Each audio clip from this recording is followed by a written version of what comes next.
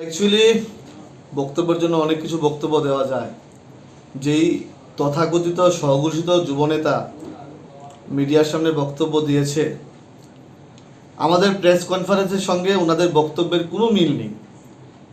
তার পাশাপাশি ওই যুবনেতা নিজের পরিবারকে চাকরি দেওয়ার জন্য যে একটা অপচেষ্টা করেছিল, সেটার প্রতিবাদ 2014 সনে কিন্তু ওই দলের পার্টির ছাত্র যুব সংগঠনের নেতৃত্বরাও করেছে। এটা আপনাদের সংবাদ মাধ্যমে আমরা পেয়েছি, এটার কপি আপনাদেরকে দিয়ে দেব। এবার বিষয়টা হলো, আমাদের সরকার আমাদের যুব সংগঠন যুবকদেরকে সঠিক একটা দিশা দেখাতে চায়।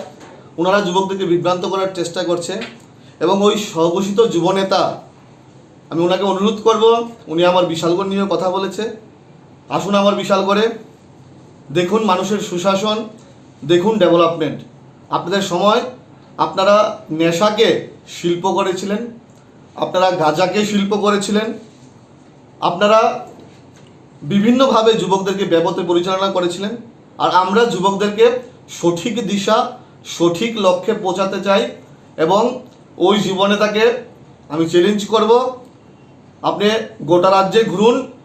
যুব সম্প্রদায় ভারতীয় জনতা পার্টির পক্ষে আছে, যুব সম্প্রদায় যুবকদের পক্ষে আছে এবং ওনারা মাটির ভিত হারিয়ে ফেলেছে, তাই বলে আবোল তাবোল কথা বলছে। আমরা সাংগঠনিকভাবে মজবুত আছি, আমাদের সরকার যুবকদের জন্য সঠিক দিশা দেখানোর জন্য কাজ করছে। ওরা নিজে কোনো সময় ইলেকশনে দাঁড়ায়নি। ওদের যুবক মানে চুল পাকতে হবে, ওদের যুবক মানে মাথা থেকে চুল ঘষে পড়তে হবে এবং আমাদের সময় আমার মতো যুবকদেরকে দায়িত্ব দিয়ে বিধায়ক বানাচ্ছে, বিভিন্ন দায়িত্ব দেওয়া হচ্ছে, গুরুত্বপূর্ণ পার্টির সাংগঠনিক দায়িত্ব দেওয়া হচ্ছে।